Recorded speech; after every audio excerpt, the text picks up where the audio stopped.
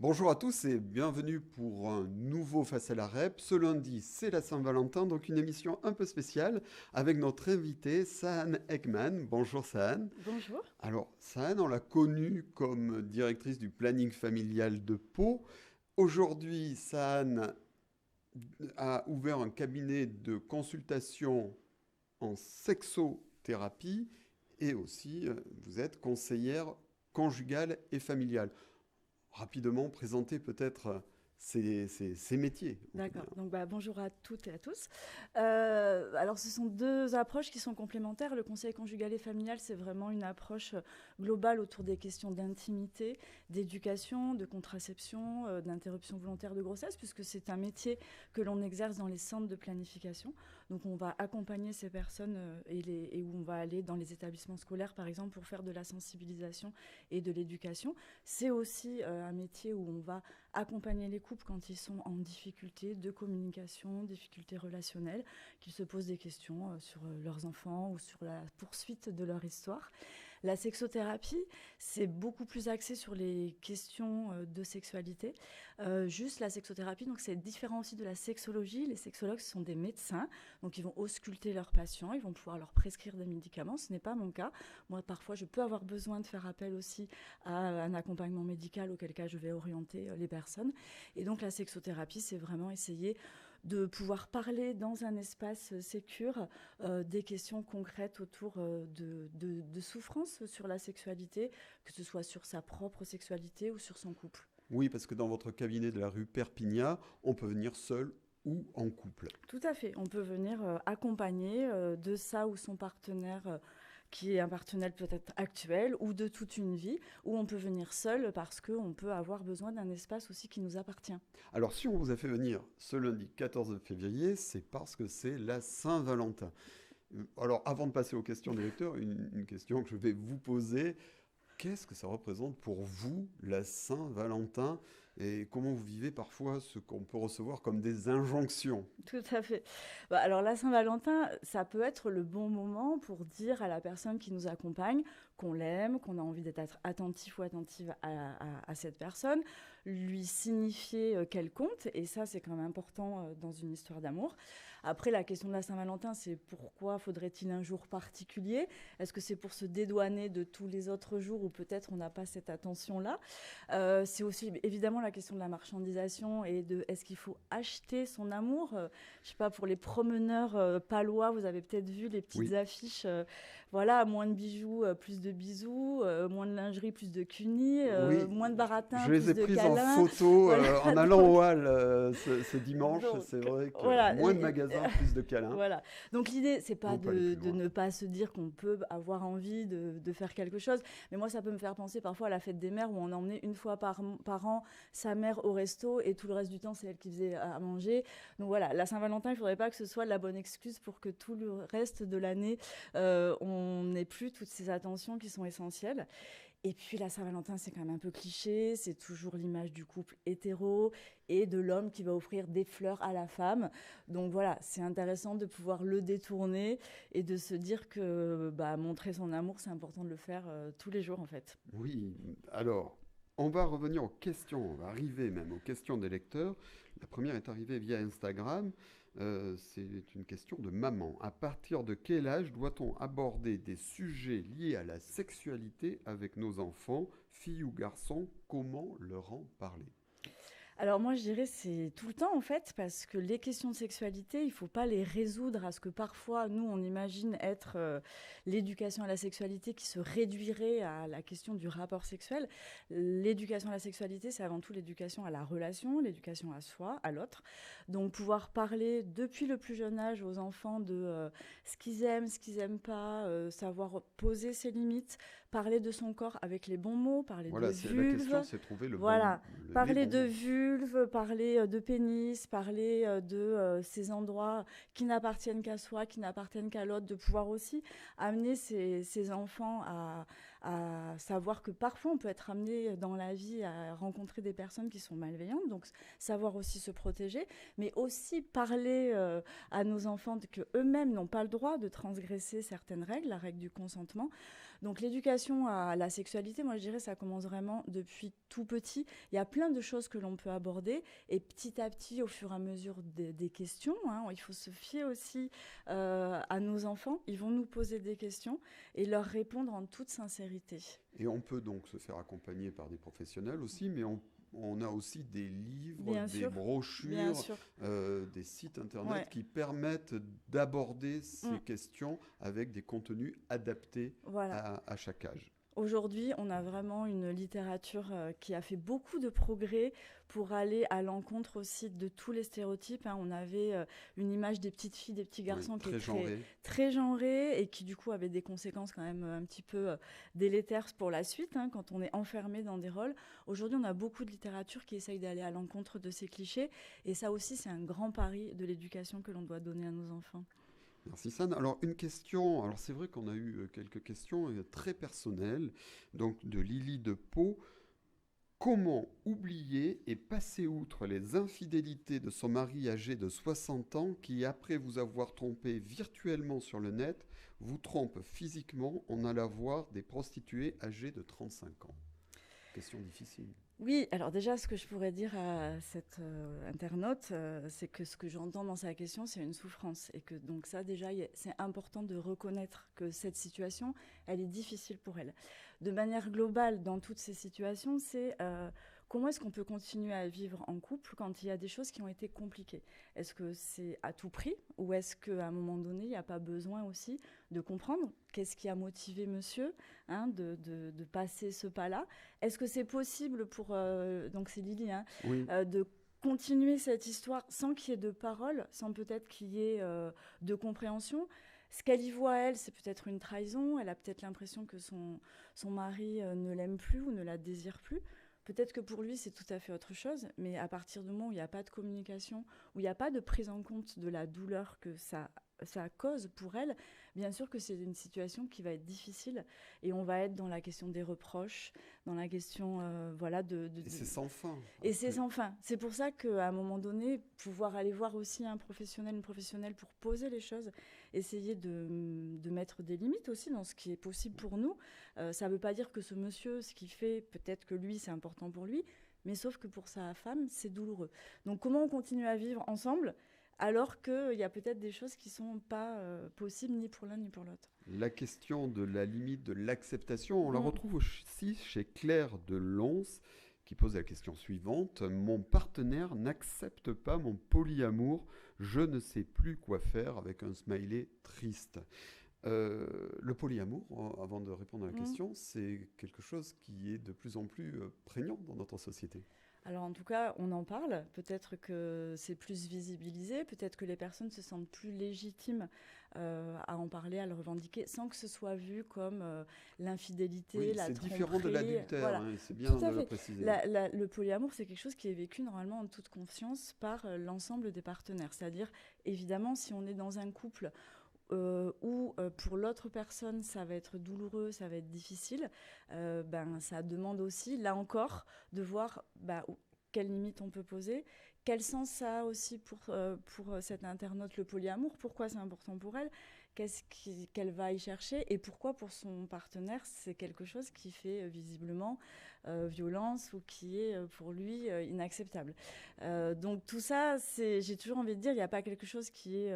c'est pas que le polyamour ce soit pas possible, mais il faut voir comment est-ce qu'on peut le gérer dans son couple aussi. C'est quelque chose que vous rencontrez de plus en plus souvent dans vos pratiques, le Alors, polyamour? de plus en plus souvent, je dirais pas que c'est courant, mais en tout cas, il y a une envie que ça puisse être parlé et que ce soit quelque chose qui soit un sujet parfois pour certaines personnes.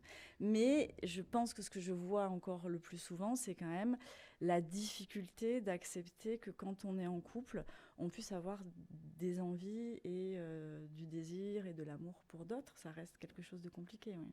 Le couple, ça reste encore une norme? Alors, oui, Ça, là, c'est pas une question de oui, Claire, c'est une oui, question oui, de journaliste curieux. Alors, la question de faire couple, elle reste quand même très importante pour beaucoup. On est aussi dans une société qui valorise beaucoup cette question du couple. D'ailleurs, la Saint-Valentin, parfois, pour les célibataires, c'est pas toujours évident parce que presque c'est comme si on était hors norme. Et parfois, c'est le fait de faire couple est presque plus important que la qualité de la relation.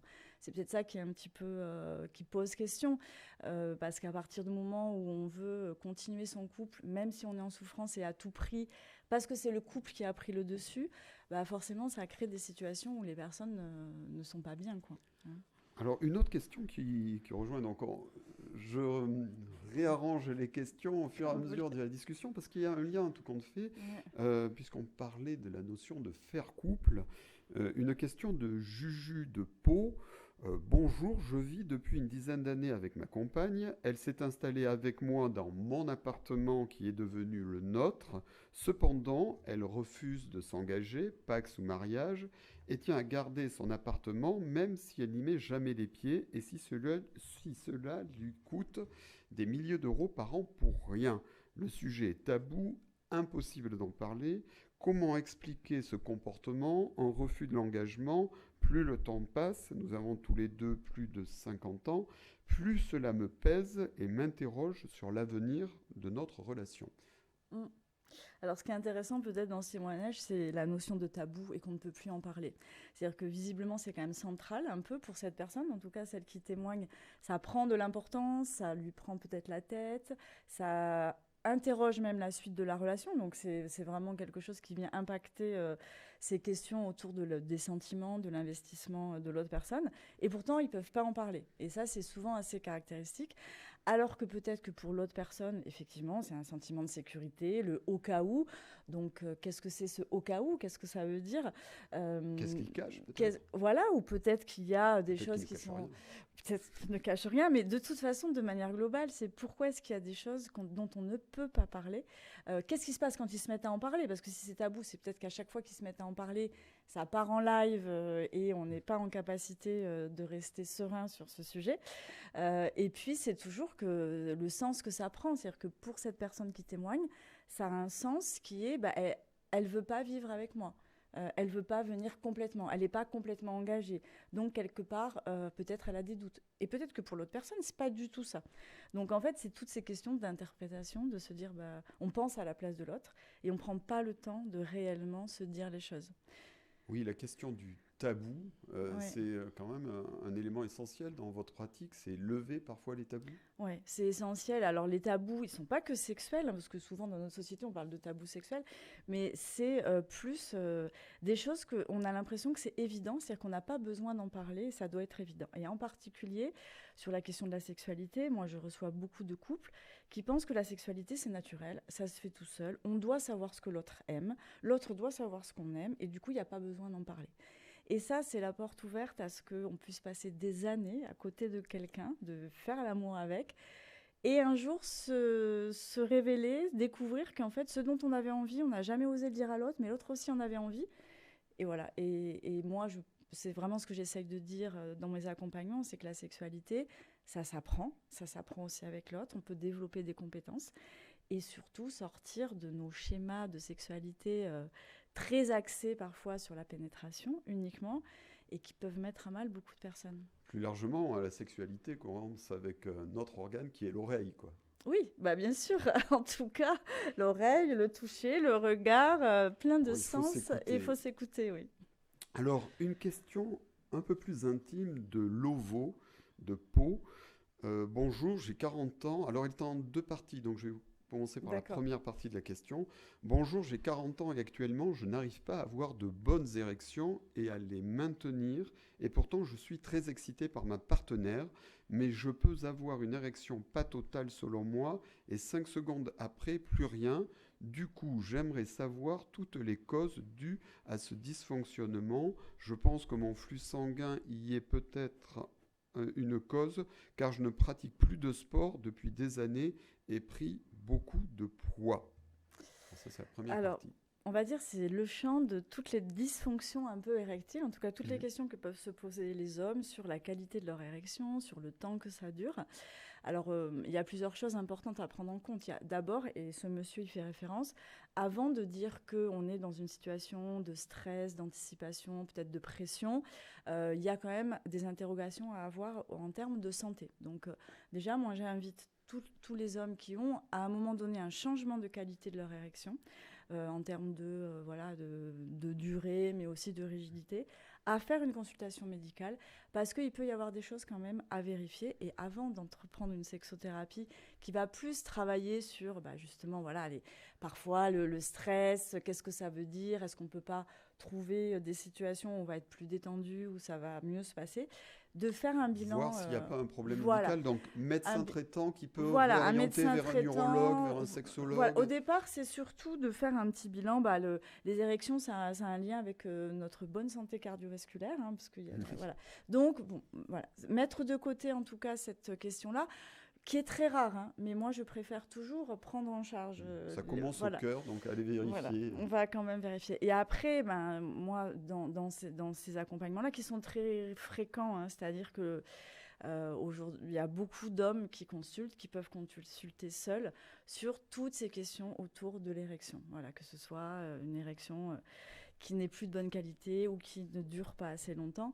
Moi, j'essaye d'interroger aussi sur qu'est-ce que ça veut dire, cette pression, cette importance vraiment focalisée sur la question des érections.